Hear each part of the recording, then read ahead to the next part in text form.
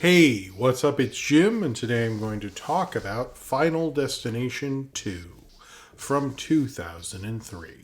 The opening of this movie, involving a massive car accident involving a logging truck, is potentially the most memorable thing of the entire Final Destination series. If you've ever been on a highway and you see a logging truck, someone is going to go, don't go behind that thing. I saw Final Destination. They might not say Final Destination 2, but everyone knows, or whichever sequel they think it's from this movie. Everybody knows that sequence. It's an amazing sequence. A lot of it is done practically, which is amazing, both then and now. It's just an awesome sequence. It's really cool. It plays on everyone's fears. They even use, for the latest Final Destination 6 Bloodlines or whatever, they used that to promote that movie because it's so iconic. It's so wrapped up into the franchise. Like, most people have seen the sequence and not seen the movie. Like, I definitely had seen the sequence. I could tell you everything that happened in it. Wasn't sure if I'd seen the movie because this sequence kind of overpowers kind of everything, and it's an amazing sequence, and they should be really, really proud of it. Unfortunately, for this sequence, the rest of the movie is nowhere near as good as that at all.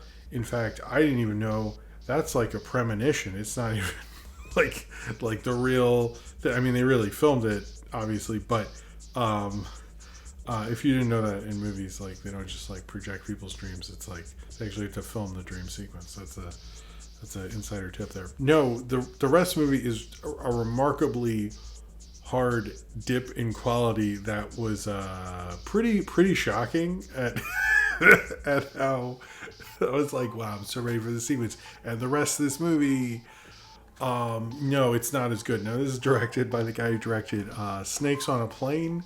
Before he did that, he actually directed 2 entries in the Final Destination series, and Shark Night, which is the only review I've done with an animated shark. So that's cool. Not a joke. So he's not, I'd say, someone with the greatest track record, but this feels like, other than the opening sequence, just a junkie horror movie with a lot of people in it, which has major like lapse in judgment that make no sense. Like, there's certain characters that are so paper thin, and like the main girl, Kimberly Corman, everyone in this franchise has a horror movie name. At one point they're like, what about Val Lewton? And I'm like, all right, guys, Jesus, horror movies are like, have no chill about that kind of stuff. Yeah, there's major lapse in judgment, but you kind of go with it because that is sort of what these movies are. But this sort of like pushes it from like, I just want to watch these crazy kills, to like, I kind of want to watch these people get killed because I don't want to spend any more time with them. It feels like the casting director was maybe not as good this time as the first film, because the acting is noticeably worse, and it's kind of a worse movie after that amazing sequence. I don't think there's any sequence as good as that, and it's in the very beginning of the movie. It was about a college student named Kimberly Corman, who's played by A.G. Cook. She is going to go on a big spring break thing, and on her way has this premonition that they'll get hit by this logging truck and stuff, and they avoid, death. And because they avoid death and all the people she blocked up on this kind of like off ramp or whatever, they all survive, and now death is coming for them, and they all have to sort of survive. And we watch them, Final Destination movies go, killed off one by one until they realize there's like a hitch. If you create life, it stops it. One of the people's pregnant. It's just whatever. There's two things of like, they have this large group of people in this off ramp. One is like, that's kind of one of my, I'm not a person to nitpick plot holes really, but there are two things, and one I sort of had found an answer to. But the first one is, they keep bringing up this guy's a lottery winner a lot. Why, I don't know. He has a lot of beers on the top of his fridge, so I guess that's what the lottery gets you. He lives in like the worst apartment. Like, he's not like spending tons of money. It's like, why is this part of this character? I don't even understand. And they bring it up like a lot, to a point where you think there's a point to it. There isn't at all. It's just that's the only thing they could think of. It couldn't have been in a band or something. Like, it just was really weird why they kept bringing it up. And I was like, well, what's going on with the money? Like, did he just buy like a couple of cases of Corona? And then I was like, how would you get that home from the store? Like, you carry both? That's going to be ridiculous. I'm going to think you're an alcoholic. So do you do one and then you come right back? Or do you do one day? And I kept thinking about that the whole time because he clearly hadn't won the lottery.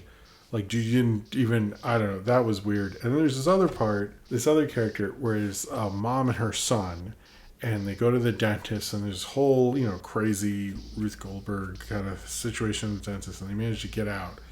And then, because the lady has a premonition that, like, Pigeons is going to kill this kid, and who's like a teenager or something.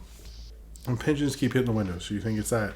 Then he sees pigeons, and he's like a larger, older teen, let's say like 15, 16 or something, and he just runs at the pigeons like he's like 5 or something, and then this glass like just like kills him. But like, I was like, why would he? I mean, I'm stupid enough to do that, but like, why? It seemed so out of nowhere and weird. And then I read later they planned on that part being an actual like 9-year-old kid, and they changed it. And I'm guessing they didn't change the pigeon part, but it just is super crazy to go through an entire Final Destination type scenario, which they did, and then come out and be like, ooh, pigeons, and then like killed, which they did like both with those guys. The first guy, who's the supposed rich guy, that one sort of worked better. His was just like, why did we go through all that for him to like chase pigeon? What grown-up runs into pigeons like in front of? Anyway, that was very I was like, but then I heard that it was supposed to be for a little kid, and I was like, okay, maybe you guys just didn't think to change that part. I don't know. But a lot of it runs like that. I think the kills get better. It's like towards the field and stuff like that, and they become a little more shocking. But it does, like most of the cast, I don't think it's very good. Ali Larder comes back from the last one. Devon Sawa's character was killed off between movies, which doesn't really sit right with anybody. But it's also like weird because apparently it wasn't a pay dispute or something. They just like didn't ask him, which I don't understand that. I've always heard nice things about him, so I don't even say like maybe he sucked at home and set, because I don't know. Anyway, I'm confused about that, but they have Ali Larder who's like in this padded room, so death can't kill her. Then she has a TV screen in that room. She was like, wouldn't it just crack that and throw glass at you and stuff? Like, I don't know. I was a little confused about that part, but she's back to kind of like guide all these people through and all that stuff. I just, I do kind of like the first one, and I know that's the more subdued one. And the director of this, David R. Ellis, is better at like making this punchy and making it move. Like, even though I'm like laughing at the logic and stuff, it was a very easy movie to watch. Like, he made a solid cheap horror movie. Like, he knew what he was doing, more so than like the other movies I've seen of him, which are just, I think, this Snakes on a Plane. I saw Homeward Bound 2, but I was a kid and I liked it at the time. But he also did Snakes on a Plane and Shark Night and stuff, and I feel like he's more assured in this, and he definitely got like, I think it worked because he knew he was playing differently than the other guy, James Wan, I think. Like, it just felt like he was just going through the script without thinking of any logic to it. Now, there are some pretty crazy kills, and like a lot of the deaths are pretty intense and not what you'd expect a lot of the times, and I like that about it. And it did make me go, maybe I should just keep with this series. It did make me go, I've had enough. But it is really like that opening sequence just overpowers the entire movie. I mean, I find that about certain movies, like Ben-Hur with the chariot race is one where like I remember that chariot race so well. The rest of the movie, I think he's hanging out with like a leper who's Jesus or something. I forget. Doesn't matter. But there's certain films where like that one sequence just, or like was it Matrix Reloaded? That's more because the rest of the movie isn't very good. But it is a really cool sequence, and it's a smart sequence, and like how they worked it out, how they had to do CG logs because they found out logs don't bounce that well, which I appreciate, like all the work, and you can tell this is like a Hollywood production, and they did a good job with it. And I do also like that it's like a horror movie where there isn't really a villain. Like, the villain's death, but death is sort of like faceless. Tony Todd's in this, which is really cool. I find this series to just be a junky, fun thing. I think there is opportunity to do more, and it does kind of feel like a letdown that so much of the goodwill and what's remembered of this movie is this one sequence. It does feel disappointing. It is like a huge come down after that, because not even like the end sequence is good. They never really, they have some like surprises and other Final Destination lore kind of stuff, and like, oh well, we save this person for this, and death's coming for you and all this stuff. But it is interesting. I would like someone to avoid death, and like, why didn't death come for them? And it's like, oh, that was part of its plan. Like, it doesn't. I feel like there should be, you never know if it is or isn't or something like that. It's just like, oh, you didn't get hit by a car. Guess what? You're going to get fucking exploded now. The death in Final Destination is very much like, what? No, you didn't get stabbed? You're supposed to get stabbed. You're dead. Sorry. Like, it just, I would appreciate someone gets saved. And if it's part of Death's plan, wouldn't it be part of Death's plan to be saved a few times? But whatever. I had fun with this. I wouldn't mind watching more of them, because I do find it fascinating. And I find them to be fairly solid movies so far, but I mean, they're kind of like fun, and I like watching horror series, and I think, the second one has some memorable moments, mainly the opening thing. But that's okay, because, there's certain people who make their careers and make their name based on a very little amount of film. And I would say, like, David R. Ellis, we want to make fun of him for Snakes on a Plane and stuff, but I will say, like, I'm not trying to, I don't like the rest of the movie that much. It was kind of silly. It was, like, fine as an horror movie. I wasn't as passionate about it, but, like, how often do you go on the freeway and you think of that sequence if you see a logging truck, or don't go behind a logging truck because you know what happens? And,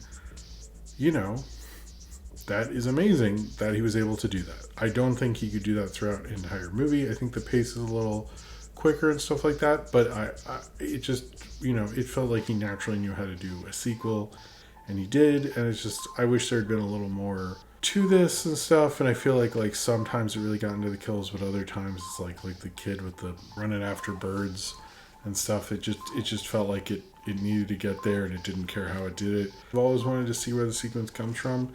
It's a fine little watch, but it really does feel like they stuck a much cheaper sequel. Like, the film never gets to the heights of like design or stunt choreography and all that stuff of the opening sequence is like so top notch, and then I don't think there's any sequence that touches it whatsoever in this entire movie.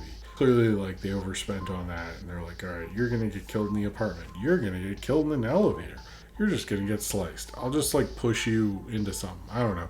Like, it clearly like went way down after that, and maybe, it's sort of like Jason Takes Manhattan, where like mainly it's known for Jason going to Manhattan, even though it's really Jason the boat movie for most of it. And I feel the same way with this, and it's like, and those scenes are so iconic, but nobody remembers he's in a prom boat the whole movie or something. This is I'd say just an amazing sequence that also has this like okay movie attached to it, and that's sort of fine enough for a horror sequel, I guess, but I think we're all going to be frightened from that sequence for a long time, and we'll all be forgetting the rest of the movie that precedes it. So if you've seen Final Destination 2 and you would like to talk about it, then comment below in the comments and subscribe if you would like to.